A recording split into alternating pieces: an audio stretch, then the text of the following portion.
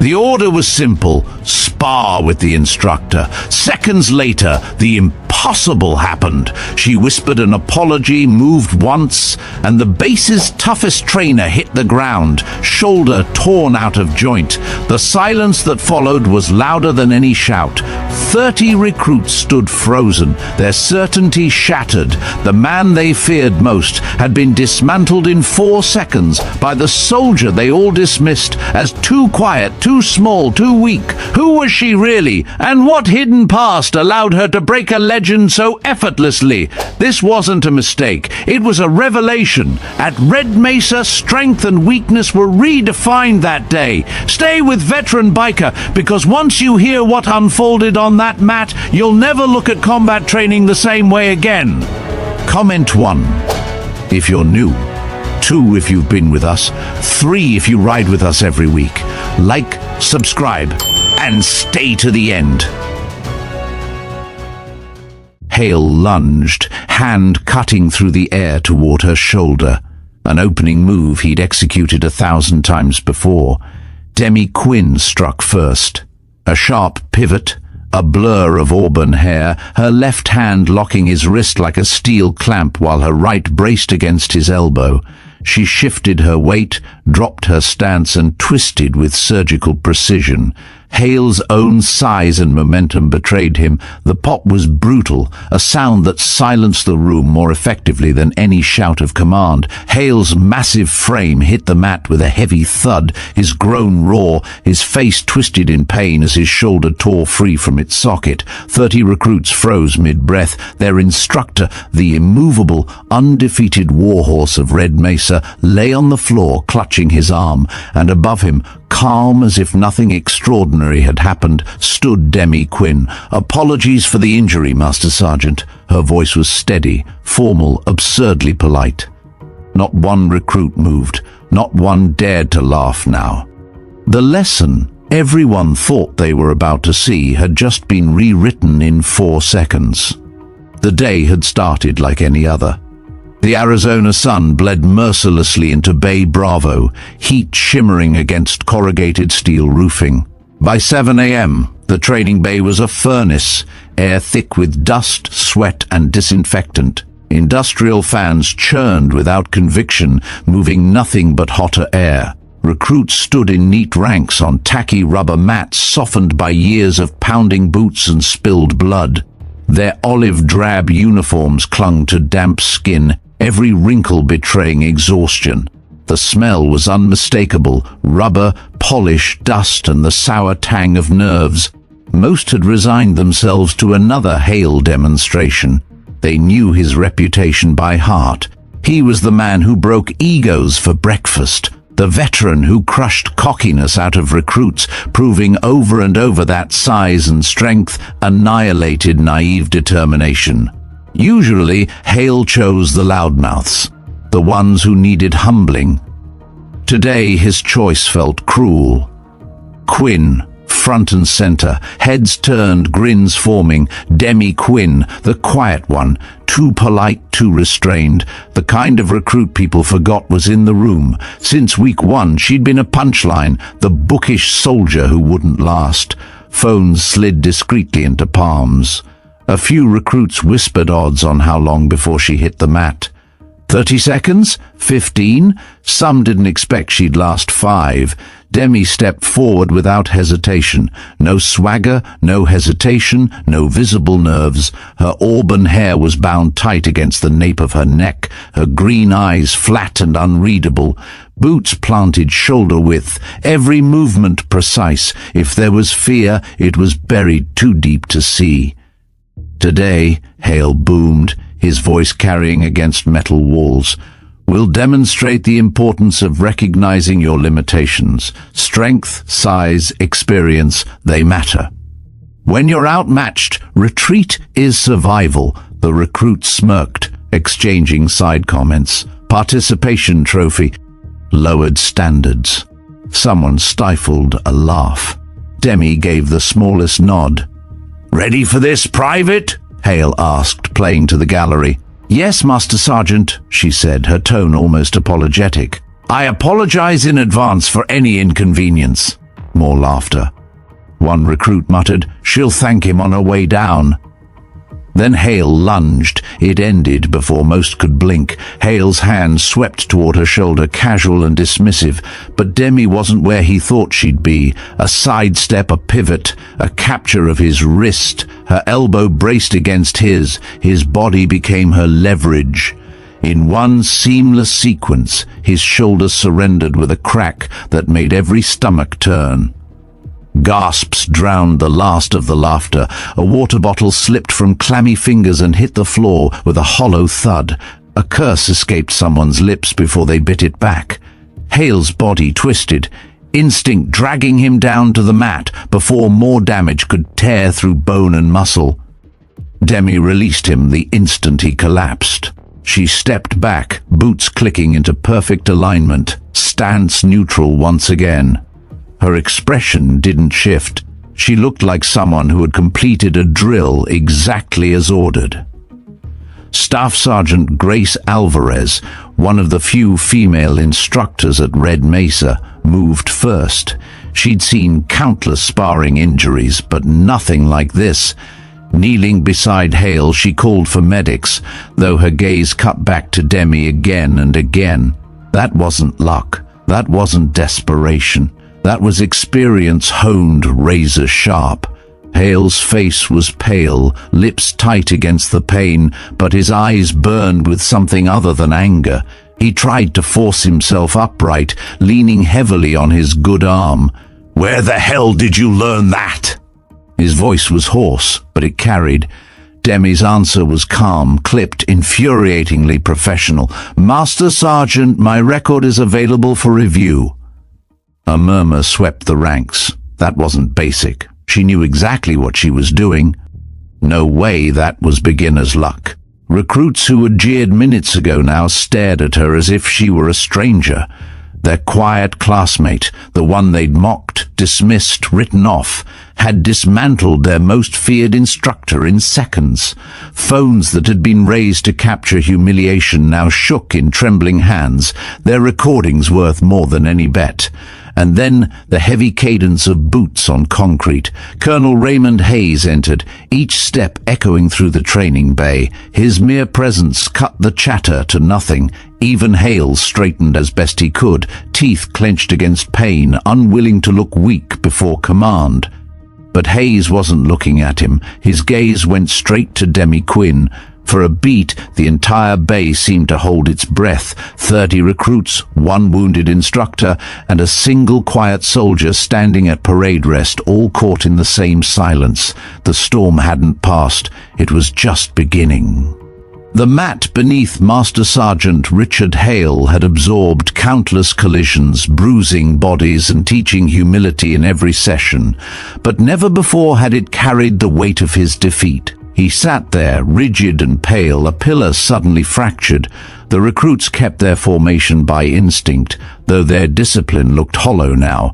Rows of uniforms felt like props in a theater where the script had combusted. No one dared to break posture, yet every eye was wide, every throat tight. Demi Quinn stepped back half a pace, her hands at her sides, posture precise. Nothing in her bearing signaled celebration. She behaved as though she had merely performed a scheduled drill, not toppled the most feared instructor on base. The silence was no longer stillness. It was pressure, pressing down on everyone until even the ceiling fans seemed muted. Caleb Wynne, who still clutched his phone in record mode, swallowed hard. The screen glared in his sweaty hand, replaying the image of Hale's collapse over and over in his mind.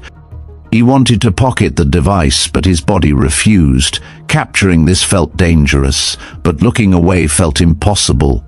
Beside him, Ethan Park muttered something half-formed. Not quite words, more like a sound of disbelief escaping his throat. Luis Ortega elbowed him lightly, but there was no humor in the gesture. It was reflexive, the kind of nudge friends gave when reality was too overwhelming to face alone. At the back row, Sofia Diaz whispered, "She's not even breathing heavy."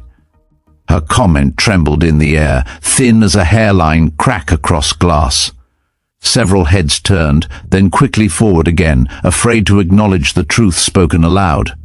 The medics reached Hale, one kneeling at his side, the other checking his shoulder with quick practiced motions. Hale waved them off with curt precision, his expression iron even as sweat slicked his temples. His voice was low but steady. "It's fine. Temporary separation." It was not fine. The sharpness of his breathing betrayed him. Yet he refused to let the recruits see more weakness than they already had. His gaze, however, remained fixed on Demi, not hostile, not vengeful, assessing. He studied her as if cataloguing every fraction of her movement, every ounce of control she had shown. Demi met his stare with quiet composure. If she felt the weight of the moment, it did not bend her shoulders or tighten her jaw. Her eyes, green and steady, simply waited. Grace Taylor, standing closer than most, felt the stopwatch heavy in her palm. The glowing numbers, 4, burned into her mind. 4 seconds, exactly. The precision unsettled her more than the outcome itself. She replayed the instant in her memory, the subtle drop of Demi's center of gravity, the pivot that aligned her hips like a hinge, the grip at Hale's wrist, the rotation that funneled his momentum into his own shoulder. None of it was messy, none of it wasted. It was execution stripped of excess, distilled to the pure mechanics of leverage. Grace had studied combatives for years, taught countless recruits the fundamentals of joint manipulation. But what she had witnessed was not simply skill, it was fluency. Demi's body had spoken a language most people never mastered. Grace's instincts screamed this was no ordinary trainee. Around the bay, whispers finally broke through the hush. "Did she plan that?" a recruit hissed. "No one plans 4 seconds," another replied, voice laced with awe. Ethan Park shook his head, muttering, "That wasn't luck." The circle of disbelief spiraled into murmurs, then silence again, as if the entire room knew they were trespassing against something they couldn't name. Richard Hale forced himself to his feet, the medic steadying him despite his insistence. His left arm hung stiff, the pain radiating down his back, but his posture regained some of its imposing authority. "Formation," he barked. His voice cracked slightly, but the recruits snapped straighter at once. Habit overcame shock. Then he looked at Demi again. For the first time in years, Hale's words came slower than his breath. "Private Quinn, explain yourself." A ripple went through the recruits. She had no defense, they thought. What could she possibly say? Demi's response was quiet, deliberate. "Sir, the maneuver was a standard joint lock. I regret the injury and apologize for the disruption." Her phrasing was neutral, polite, almost clinical, but to Grace's ear it carried something deeper, not evasion, not arrogance, professionalism. Luis Ortega couldn't restrain himself. "Standard? That didn't look standard," he whispered hoarsely. Caleb hushed him, glancing toward the instructors lining the bay. None of them spoke, but their eyes revealed the same unease. The medics attempted to move Hale toward the exit for further treatment. He refused with a shake of his head, his jaw rigid. "I stay." His voice brooked no argument. Then he did something none of the recruits expected. He extended his uninjured arm toward Demi, palm open, not as a handshake, not as a truce, but as a challenge. "Again," Hale said. Gasps rippled through the rows. Grace's brows knit. This wasn't procedure. Demonstrations ended when injuries occurred, yet Hale's tone was final. Demi tilted her head slightly, almost imperceptibly. "Sir, repeating the exercise under current conditions risks further damage. That would be ill-advised." Her refusal, voiced with careful respect, sent another wave of murmurs through the ranks. No recruit ever told Hale what was ill-advised. Hale narrowed his eyes, not angered, but intrigued. Grace stepped forward instinctively. "Master Sergeant," she began. "Quiet, Sergeant," Hale cut her off, though his attention never left Demi. The room held its breath. At last, Hale lowered his arm, wincing as the movement jarred his shoulder. He exhaled slowly, the sound more like a growl. "Very well, but this isn't over." He turned back to the recruit, straightening despite the pain. "What you just saw," his words faltered for half a beat, "was not luck. It was technique, precision. And it should remind every one of you that size does not guarantee dominance." The recruits shifted, exchanging uncertain glances.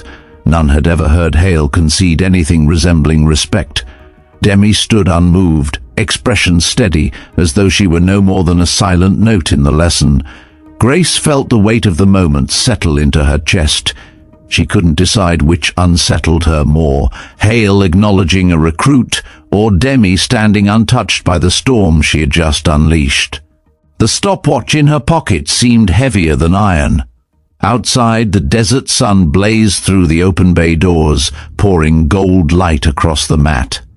Dust swirled lazily, caught in shafts of heat.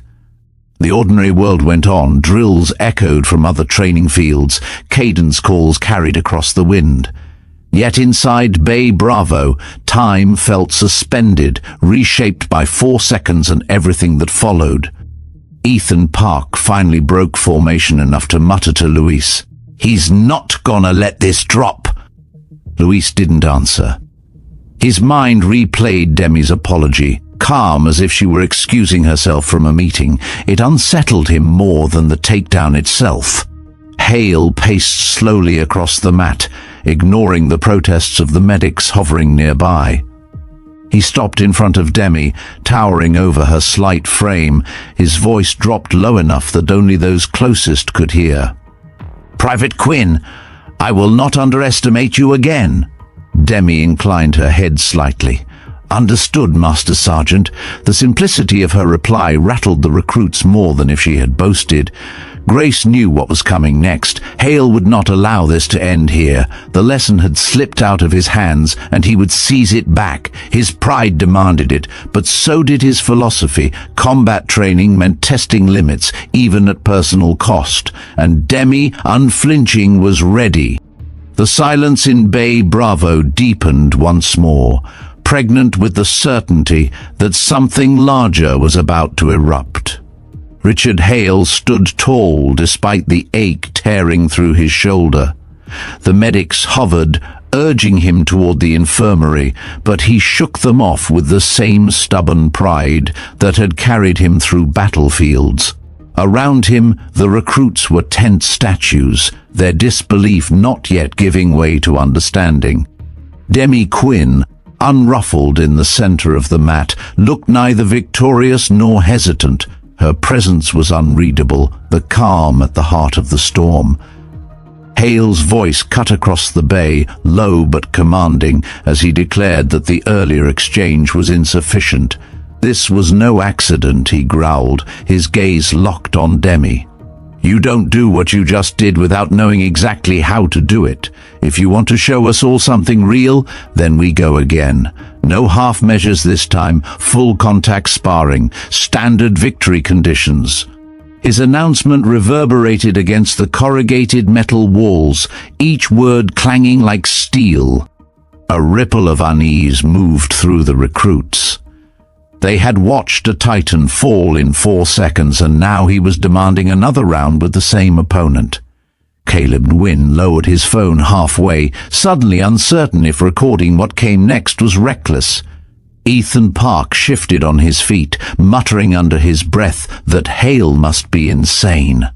Luis Ortega swallowed hard, remembering every crude joke he'd made about Demi's quiet demeanor, his stomach twisting with shame. Even Sofia Diaz, who had felt sympathy before, now questioned whether sympathy had blinded her to something extraordinary. Demi's response arrived with the same steady cadence as everything she had spoken since arriving at Red Mesa. She did not raise her voice. She did not flinch. "Master Sergeant, before we proceed, I request clarification of the rules of engagement and confirmation that all parties accept responsibility for the potential consequences." The phrasing was clinical, formal, more suited to a courtroom than a training mat, and yet it carried a weight that made several instructors frown. Grace Taylor felt her pulse spike as she recognized the precision of the language. Recruits didn't speak like that, even seasoned NCOs rarely did.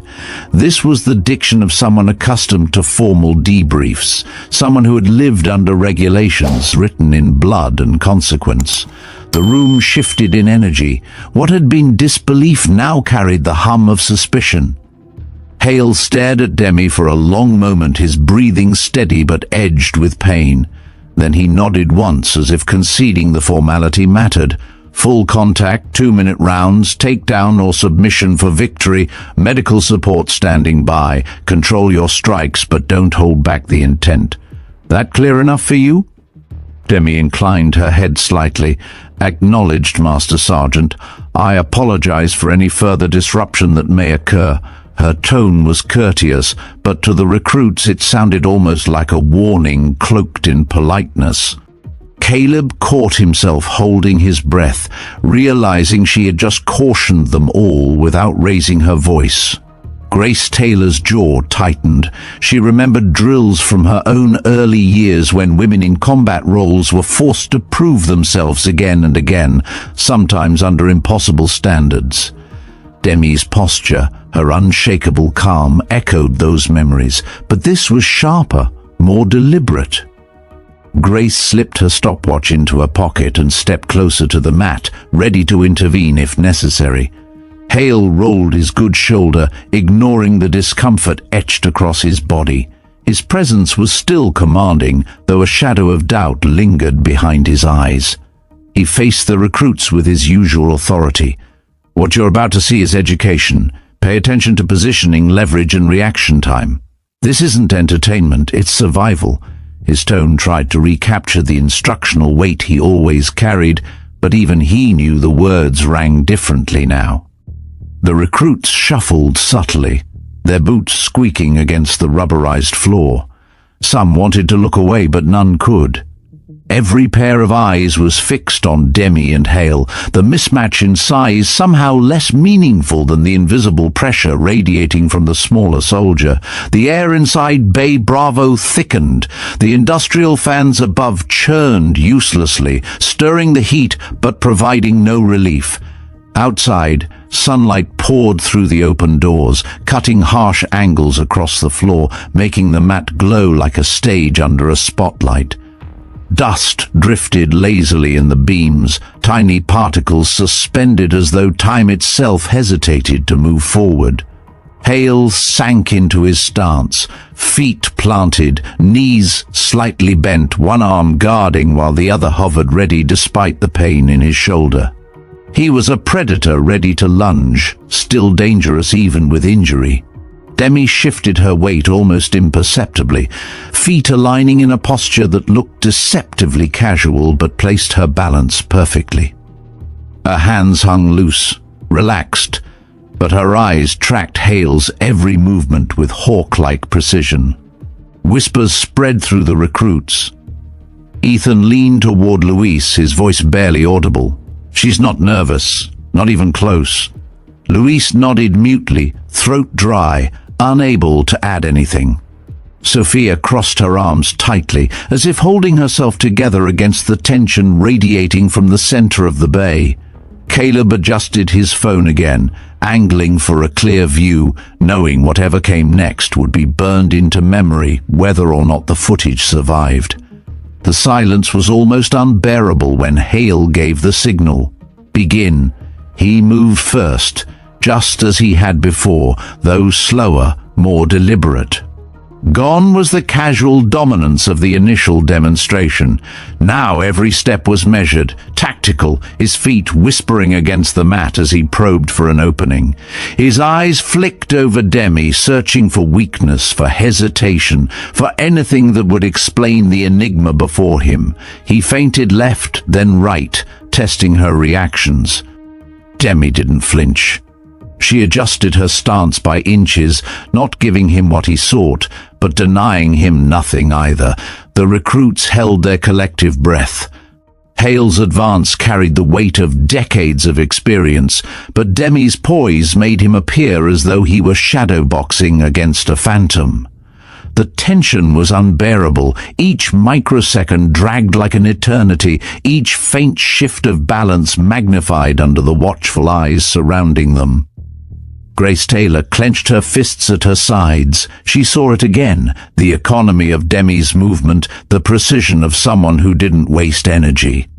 Grace had taught recruits to stay balanced, to control their breathing, but Demi embodied those lessons as though she had lived them for years in places far harsher than a training bay in Arizona. Grace's gut twisted with both admiration and suspicion. Hale lunged forward suddenly, his injured shoulder pulling taut, but his other arm shooting out to seize control. His grab was fast, a blur honed by countless drills. The recruits tensed, expecting Demi to be caught. Instead, she slipped aside with liquid grace, her feet pivoting just enough to redirect his force past her. Her counter came not with aggression, but with perfect timing. Her hand brushed his arm, guiding his momentum away, leaving him momentarily off balance. She didn't exploit it fully, yet. She simply returned to neutral, composed, waiting. The recruits gasped softly. It wasn't a strike, it wasn't a takedown, but it was proof that her earlier victory had not been chance. Hale recovered quickly, circling again, eyes narrowing. Sweat beaded at his temples, and for the first time in years, he was forced to reassess an opponent mid-demonstration. The room vibrated with anticipation. No one dared speak now. The lesson had shifted beyond technique. It was a revelation unfolding in real time. Demi remained unflinching, her calm presence more unnerving than any show of aggression. Hale, for all his strength and reputation, was no longer the only force in the room commanding respect. Every recruit felt it. The balance of power had tilted. Around the mat, the semicircle of recruits looked less like soldiers in training and more like spectators trapped in a theater where the play had turned too real. Boots shifted uneasily, hands adjusted belts or hung at sides, and eyes darted from Demi to Hale and back again as if searching for a logical thread that could explain the impossible scene unfolding before them. No one found it. Ethan Park leaned forward slightly, trying to mask his unease with a smirk that faltered almost immediately. He whispered, "She's not supposed to move like that. None of us can." Luis Ortega, usually quick with a retort, only pressed his lips together, his gaze fixed on Demi's subtle footwork. Caleb Nguyen's phone wavered in his grip, the lens recording every detail, though he knew no one would believe the footage unless they'd seen it themselves. Sofia Diaz, arms folded tightly across her chest, muttered, "You all laughed at her for weeks. Look now." Her words cut sharper than intended, carrying across to nearby recruits who immediately averted their eyes, cheeks burning with the memory of their own jokes. The truth was undeniable. Every dismissal, every bet on Demi's failure, now hung around their necks like chains. At the edge of the formation, Grace Taylor studied Demi with a sharper focus than anyone else. She saw the micro-adjustments, the way Demi's weight never lingered too long on one foot, the precise angle of her shoulders, the relaxed tension that came only from confidence. Grace had drilled recruits for years, teaching them to control fear, but what she witnessed now wasn't controlled fear, it was the absence of it. Demi radiated composure so complete it unsettled even seasoned instructors. Hale's movements grew more deliberate, circling, feinting, testing, each step broadcasting years of combat wisdom. Yet every probe was met with Demi's quiet recalibration. She didn't rush, didn't lash out. She simply shifted in ways that nullified his angles, as if she was sketching invisible geometry around herself and daring him to step into the wrong line. The recruits whispered again. Andrew Chen murmured, "She's cataloguing him." His tone wasn't mocking, it was reverent, unnerved, like she's reading him like a book. Ben Carter, usually cocky and dismissive, nodded reluctantly. "Yeah, she's..." Studying, not reacting, studying. The whispers faded as fast as they rose, everyone aware they were speaking too much truth aloud. The weight of realization pressed heavier. Demi wasn't surviving the spar, she was dictating its rhythm without throwing a single strike. Grace felt a knot tighten in her chest. She'd been through moments where recruits cracked under the gaze of instructors, trembling as their flaws were exposed. Here, the opposite was happening. The instructor was being drawn deeper into a puzzle he couldn't solve, and the recruit was the one holding the edges. Grace's instinct screamed that she was watching a professional disguised as a novice, though why remained beyond reach. The bay itself seemed to sense the tension. The fluorescent lights hummed overhead, harsh and clinical, casting long shadows that stretched toward the mat. Outside, the desert heat pressed in through the open doors, but inside, a chill of suspense ran down every spine.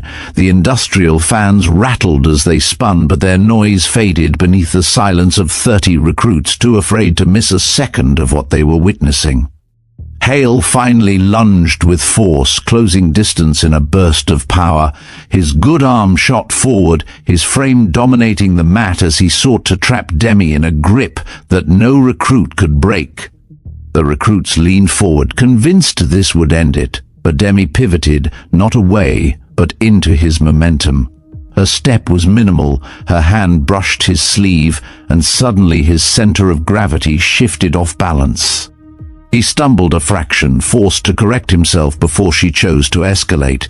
Gasps rippled through the formation. Demi had spared him again. She could have capitalized, could have toppled him, but she withdrew at the last instant. That restraint spoke louder than any strike. Caleb muttered. She let him off. His voice trembled. Ethan shot him a look, half denial, half agreement. Luis whispered, "She's holding back." Each recruit who spoke only deepened the realization for the others. Grace's nails pressed into her palms. This wasn't about surviving Hale's attack. Demi was demonstrating control, displaying discipline of a caliber the recruits didn't even recognize, and that frightened Grace more than if Demi had crushed him outright. Hale steadied himself, sweat glistening along his jaw, his eyes narrowing with the sharpness of a man forced into territory unfamiliar. He didn't roar, he didn't bark. His silence was more telling than any lecture he had ever given. The recruits shifted uneasily, the circle tightening around the mat as if drawn by an invisible magnet. They weren't just observers anymore, they were captives of the unfolding drama. Every bias they'd clung to, the jokes, the dismissal, the quiet certainty that Demi was weaker, was unraveling. And with each unraveling thread came shame. Sophia spoke again, louder this time. We all missed it. She never broke once, not once. Her words hung in the heavy air, undeniable. Grace inhaled sharply, forcing her thoughts to steady. She recognized the signs. Whoever Demi was, she wasn't simply a recruit fumbling through basic drills. She was someone trained to dismantle opponents in silence, someone who carried mastery like a second skin. As the spar stretched on in tense increments, the recruit's confidence evaporated. What began as an expectation of entertainment had turned into a sobering lesson in misjudgment. Every step Demi took, every breath she controlled, every adjustment she made confirmed that the weakest among them had been something else entirely. By the time Hale reset his stance, the recruits no longer viewed Demi as a peer. She had become a riddle, one they weren't ready to solve but could no longer ignore. The circle of doubt had closed around them, and for the first time they questioned not Demi's place in their company, but their own ability to perceive what was right in front of them. For most of the recruits standing along the edge of Bay Bravo, the memory of what they had witnessed only minutes earlier had already begun to blur at the edges.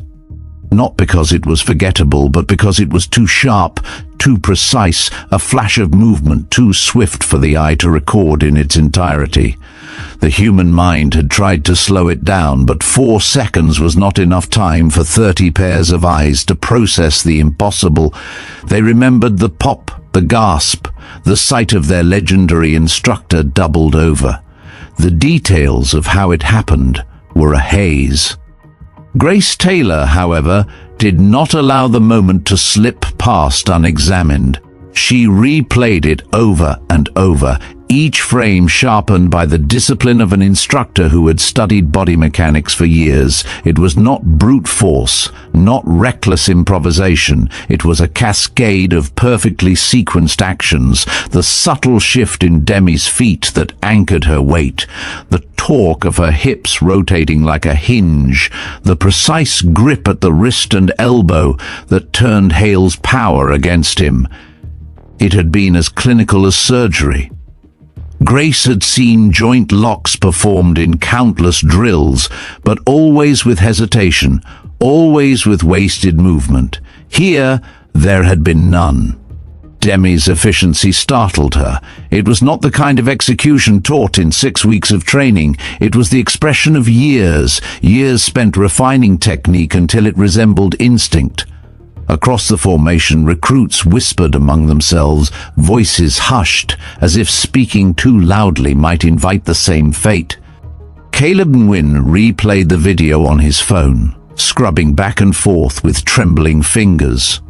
Each rewatch only deepened the mystery. "She doesn't even pause," he murmured, though no one had asked. She knew where his balance was before he did.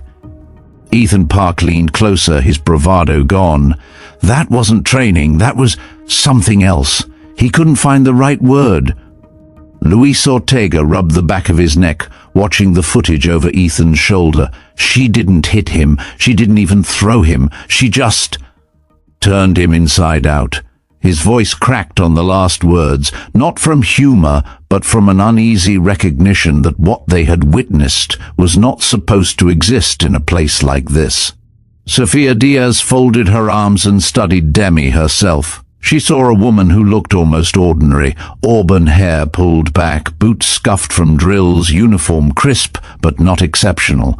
Nothing about her appearance explained the precision Sofia had just seen. It unsettled her more than if Demi had looked the part. The contrast between the image and the reality was too stark. Richard Hale, still rolling his injured shoulder with the medic's help, thought about the sensation of those 4 seconds. He had felt opponents seize his arm before, had trained against locks, counters, disarms. He had taught recruits how to avoid overextending, how to brace, how to use size as a weapon. But Demi hadn't fought against his size, she had ignored it. She had stepped past the wall of his mass and dismantled him at the joint. The memory of the sudden torque, the helpless shift of his own body betraying him, lingered in his muscles like an echo. He was not angry, he was curious. He remembered her face during the maneuver, calm, focused, expressionless. There had been no glee, no cruelty, no fear, only intent. It chilled him more than if she had looked savage. It meant she had been here before, maybe dozens of times. The recruits were less generous. For them, the revelation was personal. 6 weeks they had labeled her weak, harmless, a burden. They recalled the way she carried her duffel quietly, the way she excused herself with apologies, the way she never pushed forward in group drills. They had mistaken restraint for incompetence. Now, restraint had unmasked itself as dominance. Grace finally spoke, breaking the uneasy hush. What you all witnessed wasn't luck. Her voice carried the authority of an instructor, pulling eyes toward her. It was leverage, pure mechanics. She redirected force instead of meeting it head-on. That's why it happened so fast. She didn't waste energy fighting what she couldn't overpower. She used it. Some recruits nodded, though their faces remained pale. Ben Carter muttered, "Then why haven't we been taught to do it like that?" Grace shot him a look sharp enough to silence further complaint. "Because that level of execution isn't taught in 6 weeks. That takes years. Years of drilling until the body reacts without thought. Most of you are still learning to breathe correctly under pressure." Her words landed heavy, but no one argued. Caleb raised his phone timidly. "I got it on video. She really did it in 4 seconds." The screen glowed in the dim bay, the footage confirming what memory could not. Grace narrowed her eyes 4 seconds. Exactly, Caleb nodded. Look. Grace stepped closer. On the recording, Hale reached, Demi shifted, and the sequence unfolded with chilling clarity. Freeze frame by freeze frame, Grace could see the mechanics, Demi's foot sliding a few inches to anchor, her hand clasping Hale's wrist at precisely the right moment, her hip rotating to align her leverage, her other hand controlling his elbow. Then the torque, the pop, and Hale collapsing. Grace exhaled slowly. 4 seconds. She pressed her lips together. That was not improvisation. That was mastery executed with restraint. She turned back to Demi, who stood quietly at the center of the mat as though detached from the commotion. Demi's eyes betrayed nothing. The recruits began muttering again, this time less about disbelief and more about unease. Andrew Chen whispered, "She could have broken his arm clean." Oliver Grant added, "Or worse." She stopped on purpose. The realization spread like contagion. Demi had not only defeated Hale, she had chosen how much damage to inflict. That choice carried weight. She had measured her power and decided where to end it. It meant she was operating on a level the rest of them couldn't comprehend. Hale finally spoke again, voice rough but steady. "You all think you saw her win. You didn't. What you saw was control, the ability to stop where you choose. That's what separates a professional from a brawler." His words carried no bitterness, only the authority of a man who had recognized truth even at his own expense. The recruits stiffened. The ground beneath their understanding felt unsteady. Their world had tilted, and Demi was at its center. Grace's eyes narrowed further. She wanted to demand answers, to know where Demi had learned, who had taught her, what history hid beneath the facade of a quiet recruit. But she kept silent, recognizing that the answers would not come here, not yet. Instead, she addressed the formation again. "Learn from this. Don't assume. Don't underestimate. The battlefield doesn't forgive either mistake." Her gaze swept across their pale faces, lingering on each one as if to burn the lesson into them. The bay remained heavy with tension, but beneath it ran something else now, awe. Not admiration exactly, but the reluctant respect that comes when arrogance is stripped away. For Demi, there was no shift. She stood where she had been standing, hands at her sides, posture precise, breathing steady. She had spoken her apology once, and she had nothing more to add. The 4 seconds had spoken louder than any words could, and though the recruits struggled to name it, though even Hale refused to define it yet, everyone in Bay Bravo knew those 4 seconds would outlast them. They would be replayed, retold, and remembered as the moment everything they thought they understood about combat and about Demi Quinn collapsed. The heavy steel door at the far end of Bay Bravo opened with a groan that cut through the thick silence. Boots struck the floor with measured cadence, steady, deliberate, unmistakable. 30 recruits snapped to rigid attention, as if pulled by the same wire. Even the medics crouched near Hale froze for half a second before shifting into formal posture.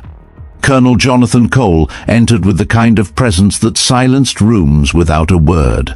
At 55, his frame carried the weight of decades, not sagging but tempered like iron forged too many times to ever bend. His uniform was immaculate, creases sharp, insignia gleaming beneath the fluorescent lights. He did not need to speak for the recruits to feel the authority pressing against their chests. Every instinct drilled into them screamed to lock heels, eyes forward. The shock of what they had just seen was forced down beneath muscle memory, leaving only silence and the faint rattle of the fans overhead.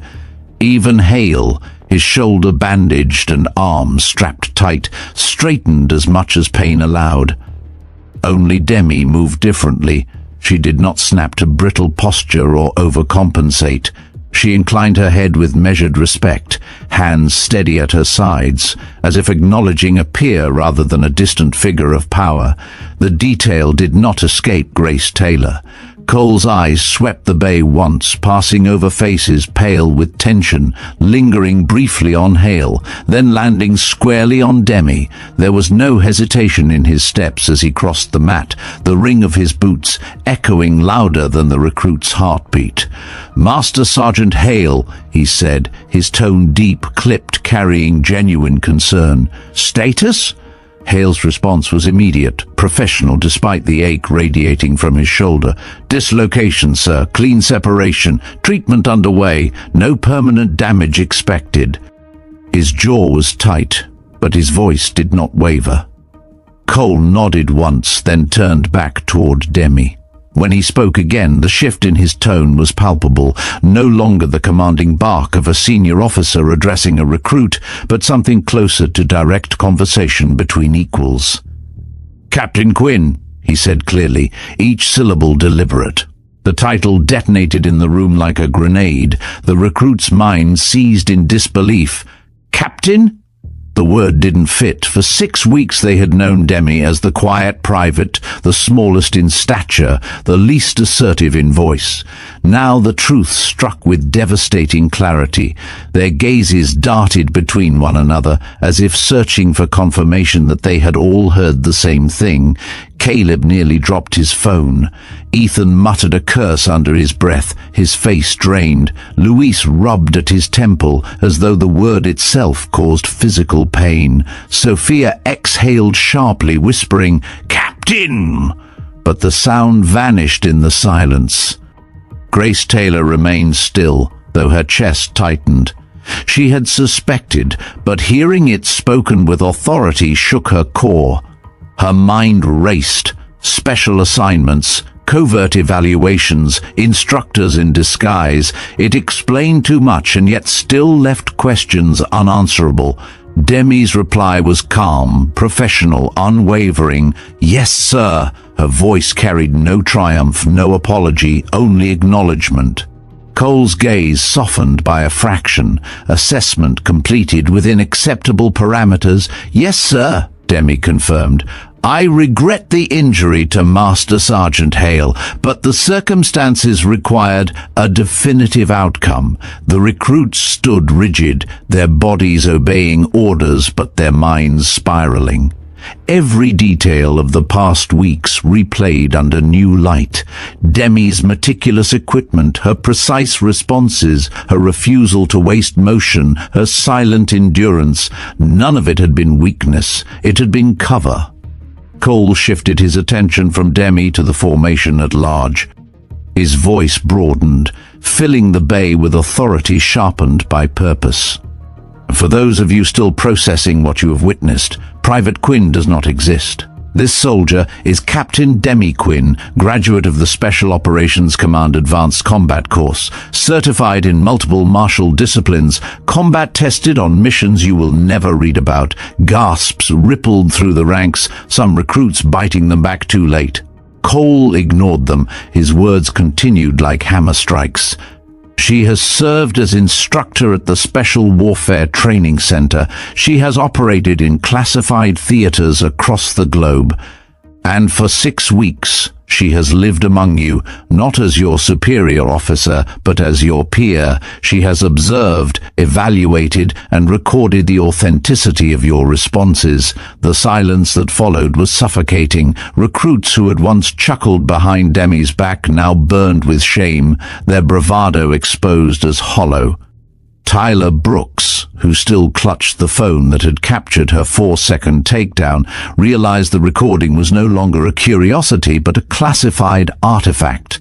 Hale's lips curled in a pained but genuine smile. He shook his head slowly, the weight of revelation settling in. "Would have been good to know beforehand, sir," he muttered, voice edged with rueful respect. Cole allowed the faintest trace of amusement to ghost across his expression. "If you had known, Master Sergeant, the assessment would have been compromised. The point was to reveal assumptions for all of us." Grace felt the truth sting. She had prided herself on recognizing hidden potential, yet she too had missed it. Demi's absolute composure, her efficiency, her silence, all the signs had been there, but Grace, like the rest, had looked past them, blinded by expectation. Cole faced the recruits once more, his expression sharpening. Understand this lesson. Appearances are fragile. Competence hides in silence as often as it announces itself with noise.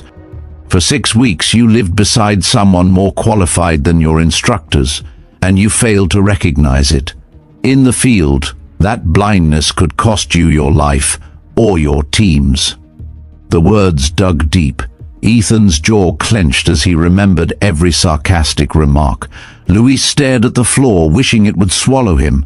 Caleb switched off his phone at last, unable to look at the screen. Sophia, who had defended Demi in small ways, still felt her throat tighten with guilt for not seeing more. Demi remained unmoved. She did not look at the recruits, nor at Hale. She kept her posture steady, her gaze on Cole, the embodiment of discipline. Cole concluded, his voice resonant, "This assessment is over. Captain Quinn will be reassigned immediately. Consider what you witnessed not just extraordinary, it was necessary. And let it remind you, the quietest soldier in your ranks may be the sharpest blade you never saw drawn." With that he turned, boots striking like a drumbeat as he exited the bay. The sound of the door closing echoed long after he had gone. The recruits did not move. They could not. The revelation had settled on them like a weight, altering the landscape of everything they thought they knew. Hale broke the silence with a low chuckle that did not hide the respect in his eyes. 4 seconds, he murmured, and a lifetime's worth of lesson. Demi finally shifted, the faintest nod acknowledging his words. Then she stepped off the mat, leaving 30 stunned faces behind, their hierarchy, their pride, and their certainty shattered in her wake. By nightfall, the atmosphere in Bravo Company's barracks had changed so completely that it felt like another unit altogether. The usual clutter of sound, boots thudding on concrete, recruits laughing too loud, half-serious arguments over chow or chores, had been swallowed by something heavier. Conversations existed in hushed tones, and even those carried an undercurrent of unease. It wasn't silence enforced by regulation. It was silence born of shame, the kind that seeps into the bones when certainty collapses. Danny Walsh sat on his bunk, running a cloth over his boots for the 4th time. The leather already gleamed, but he kept polishing because it gave his hands something to do. He remembered the smirks, the jokes he'd cracked about Demi during week 2, the bets he'd made about whether she would quit before graduation.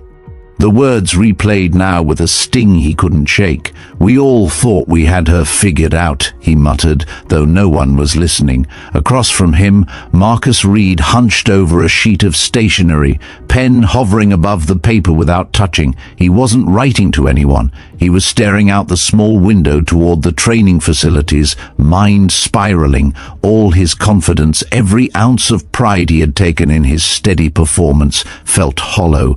He'd believed himself sharp enough to read people, to judge who belonged and who didn't.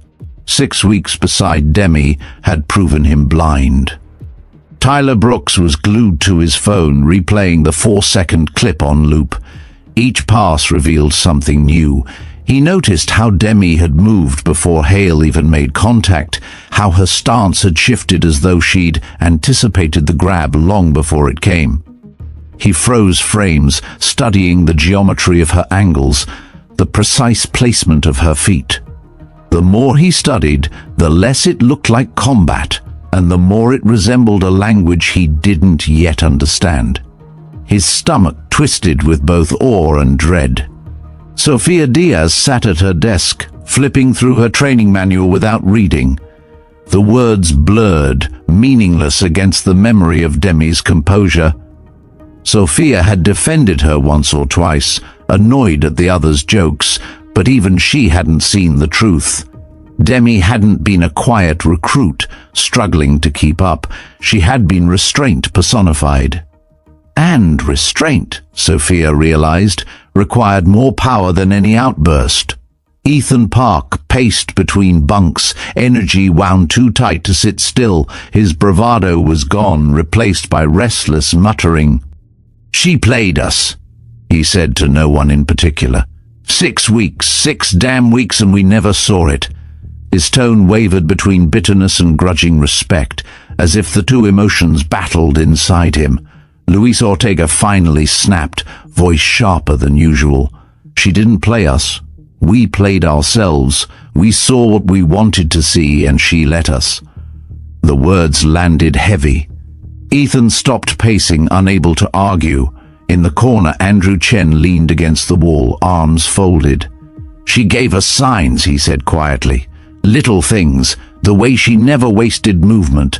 The way she never complained. We ignored it. That's on us. For once, no one tried to cut him down. The truth was too plain. The barracks had become a chamber of self-reckoning. Each recruit sifted through memory, reinterpreting 6 weeks of interaction.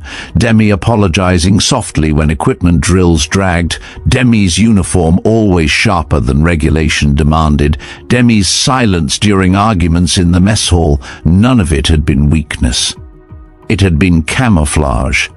Grace Taylor stepped into the room just past lights out, her presence commanding but not overbearing. Conversation stopped immediately. She surveyed the recruits, sensing their unease. "I know what's on your minds," she began, her voice calm. "You're embarrassed. You feel misled, maybe even humiliated. Good. Sit with that feeling. It means you're learning." No one moved. Grace continued.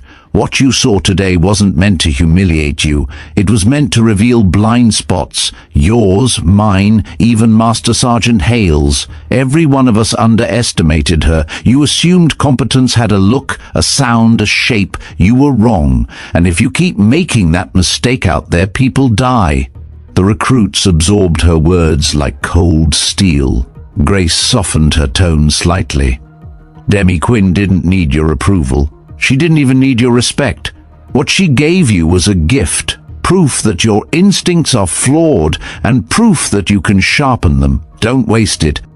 With that, she left, her boots echoing down the hall. Minutes later, Hale appeared, his arms strapped tight against his torso. He moved slower than usual, but his presence was still magnetic. The room straightened unconsciously. He smirked at the stiffness. "Relax. I'm not here to chew you out." He glanced around, his eyes sharp. "You think I'm embarrassed?" A few recruits swallowed hard, unsure if answering would make things worse. Hale chuckled softly. "Don't be. I've been in fights across continents. I've trained under masters, and today I learned something. That's not humiliation. That's opportunity." He let the words hang before continuing. "What she did to me wasn't luck. It wasn't magic. It was precision, discipline, and years of refinement. You'll spend your careers chasing that level if you're smart. Some of you will get close. Most of you won't. But all of you can learn one thing right now. Never, ever assume you've read the whole book just because you skimmed the first page." The recruits listened, the lesson sinking deeper than any drill. Hale's voice lowered, more personal. She controlled every inch of that fight, and she chose how far to take it. "That's the kind of discipline I respect. Don't envy it. Study it." With that, he left as quietly as he came, leaving the recruits with nothing but the sound of their own thoughts. Later that night, Demi entered briefly to gather a few belongings from her locker. The room stilled. Conversations stopped. Eyes flicked toward her and away again. She moved with the same composure as always, no trace of triumph in her expression. As she closed the locker, Danny Walsh found himself speaking without planning to. "We owe you an apology." Every head turned toward him, then back to Demi. She paused, her green eyes calm. "No apology necessary," she said evenly.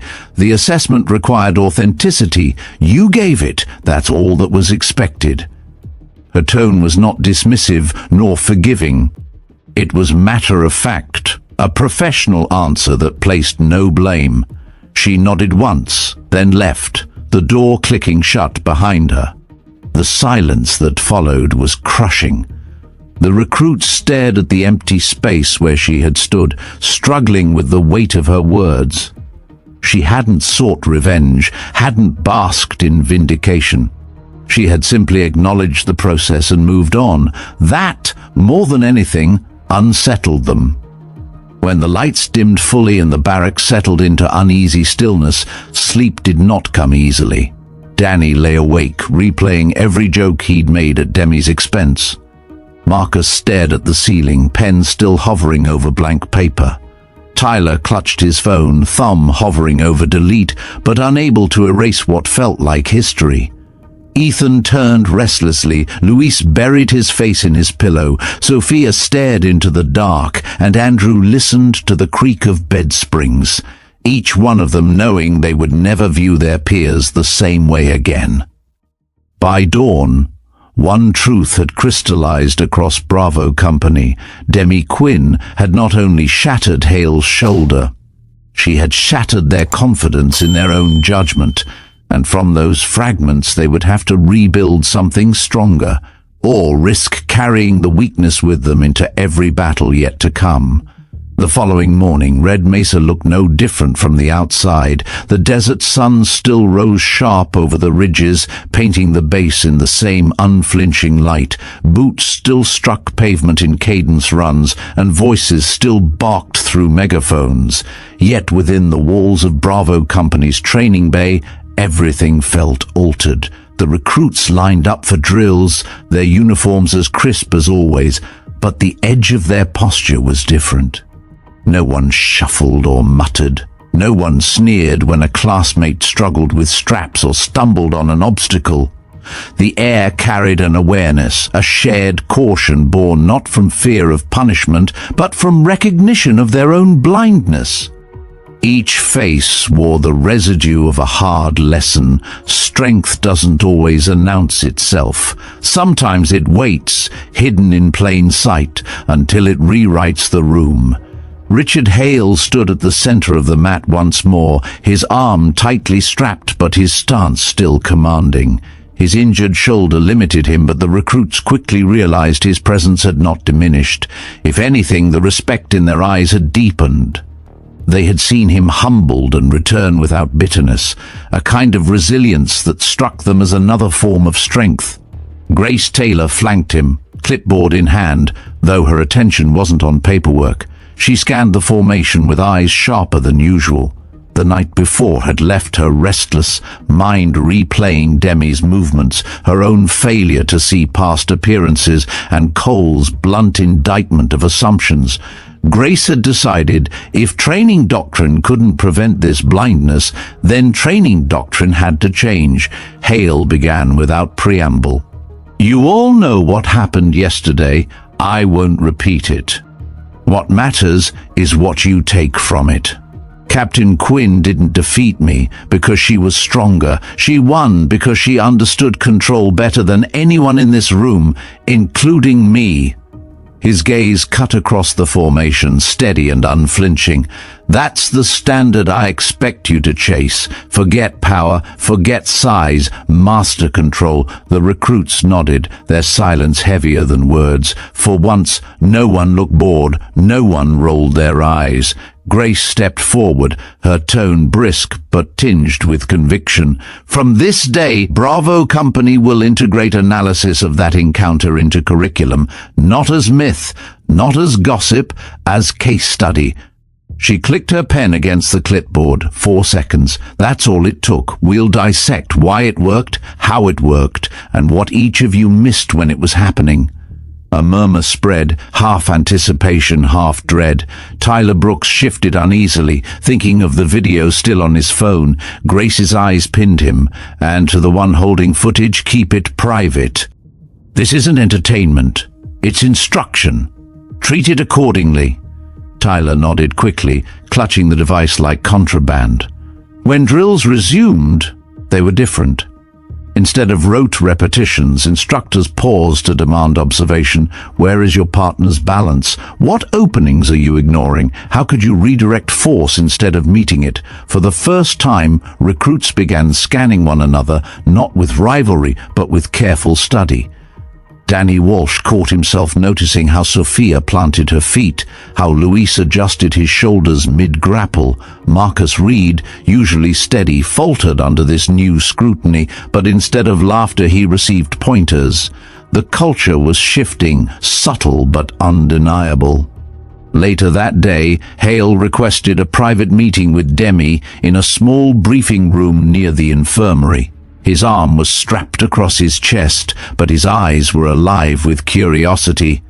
Demi stood opposite him, posture still precise, her uniform as immaculate as ever. "You could have ended it worse," Hale said plainly. "You didn't. Why?" Demi regarded him for a moment before answering.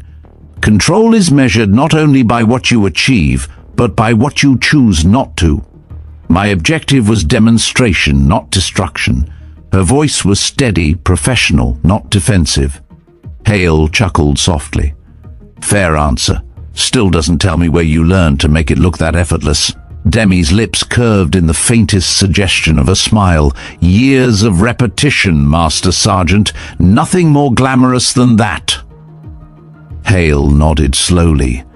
He'd heard warriors describe their skill in similar terms before. The best never glorified their craft. They reduced it to discipline, repetition, patience. He respected that. "I'll tell you this, Captain," he said. "In 20 years I've never been schooled like that, and I'm not ashamed of it. Because you taught me something I'd forgotten. The most dangerous fighter is the one who controls the limits of the fight itself." Demi inclined her head slightly. Then the assessment succeeded. Grace entered moments later, sliding a folder onto the table. "I've drafted a module," she announced, eyes flicking between them, using Captain Quinn's engagement as core example. "We can break it into phases: stance, leverage, restraint, conclusion. Force every recruit to analyze it until they see what we all missed." Hale raised an eyebrow. "Already?" Grace's tone was sharp. "We don't have time to waste. If they can miss this in training, they can miss it in the field. That's unacceptable." Demi leafed through the pages briefly, then set them down. "I recommend emphasizing restraint as its own skill. Most recruits equate restraint with weakness. They need to understand it's harder than violence. Violence is impulse. Restraint is mastery." Hale and Grace exchanged glances. Both recognized the truth. By evening, whispers had spread across the base. Not official, never official, but stories travel faster than regulation. Recruits from other companies stopped Bravo soldiers in the mess hall, probing for details. Most offered nothing but vague shrugs. For once, Bravo kept its secret close, not out of obedience, but out of something closer to reverence. In the days that followed, Bravo's training tempo shifted. Jokes diminished, replaced by analysis. Instead of mocking Demi's quiet demeanor, they began watching one another more carefully.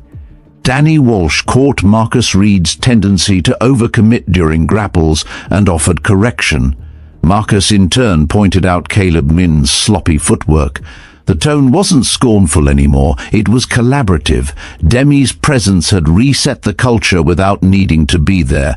Hale adjusted his instruction style as well. His voice lost some of its bark, replaced with precision.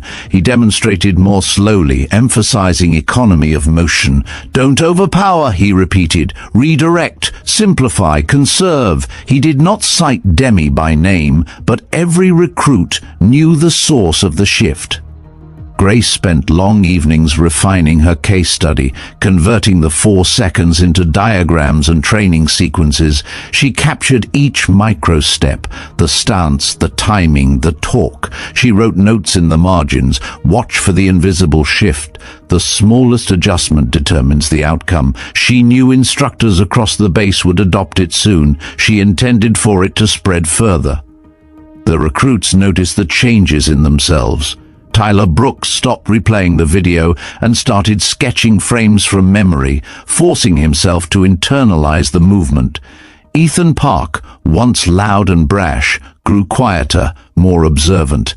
Luis Ortega practiced balance drills alone at night.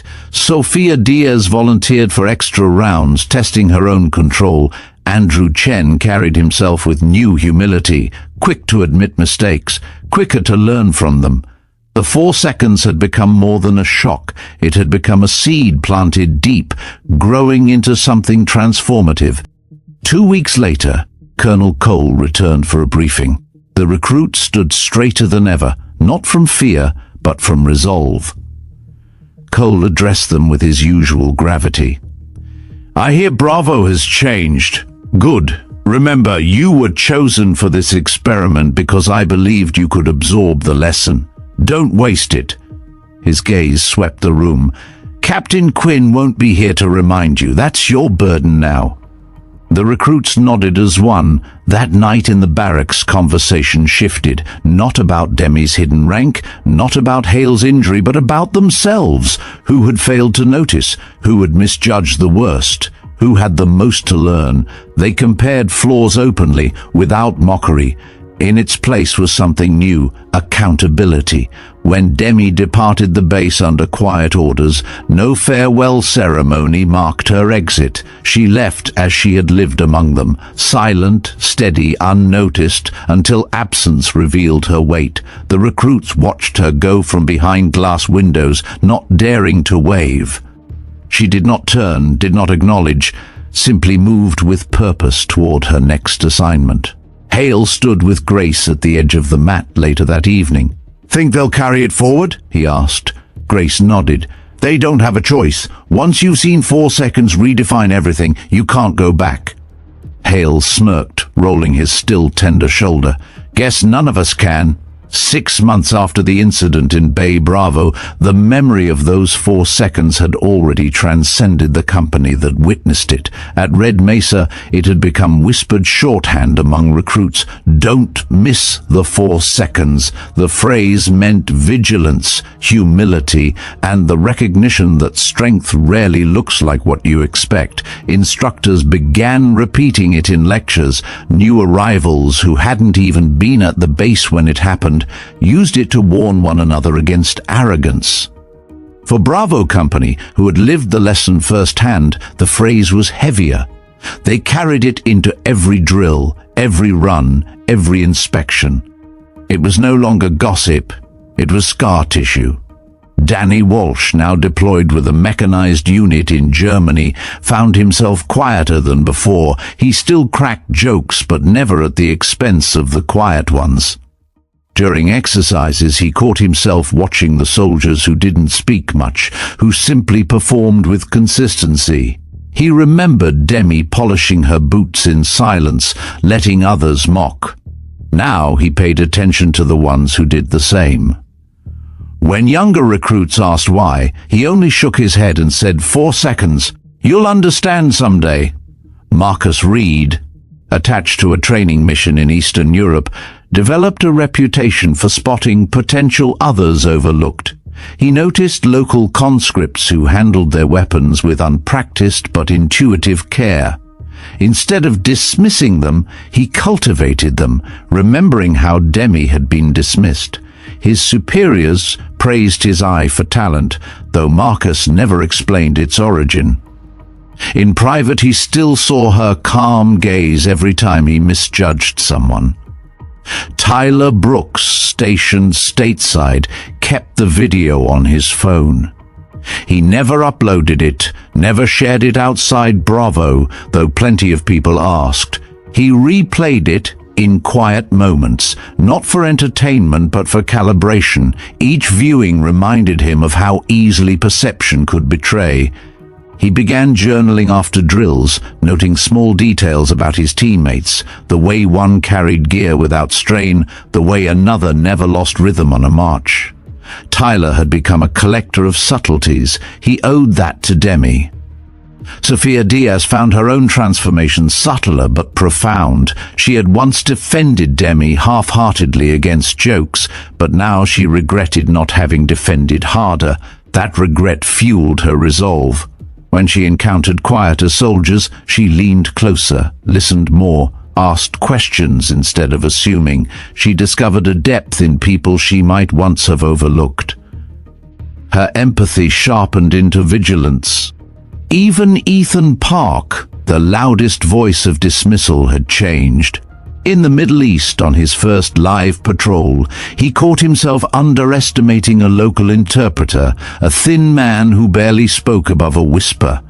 Ethan stopped, remembered Demi's restraint and paid attention. Later that night, the interpreter warned them of a hidden threat, a warning that saved their squad from an ambush. Ethan didn't brag about it. He sat in silence, breathing the weight of what it meant to finally learn. Luis Ortega, assigned to logistics, discovered new respect for what he once dismissed as support work.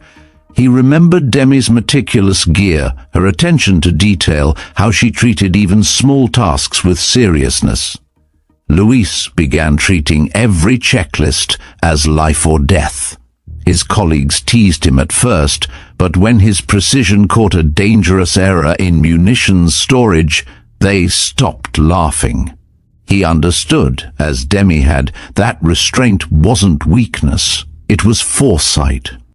Back at Red Mesa, Grace Taylor integrated the case study permanently into doctrine. She refined diagrams, slowed video frames, and dissected every angle until even first-week recruits could see the invisible mechanics.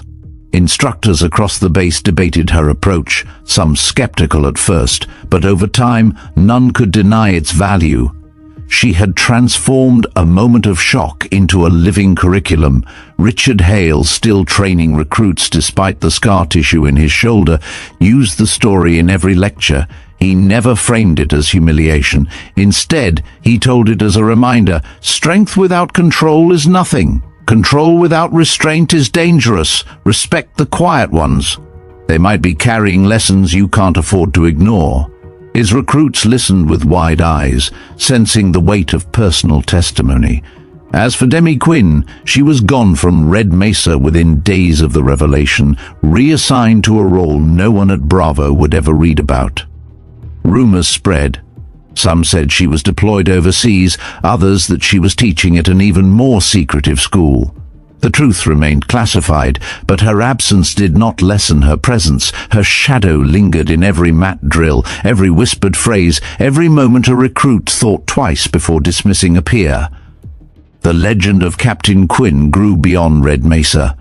Other bases picked up fragments of the story. Instructors quoted the lesson without naming her, calling it the 4-second rule.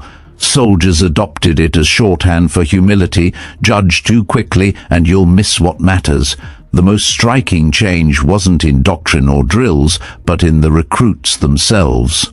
Bravo Company, once a collection of individuals jostling for pride, had become something different. They carried humility like a weapon. They asked questions before assuming. They studied details instead of laughing at them, and when they stumbled, they remembered Demi's calm voice. The assessment required authenticity. You gave it. 6 months had passed, but her words still echoed.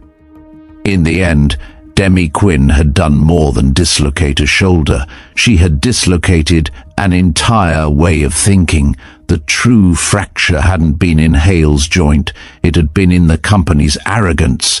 And from that fracture, something stronger had been rebuilt.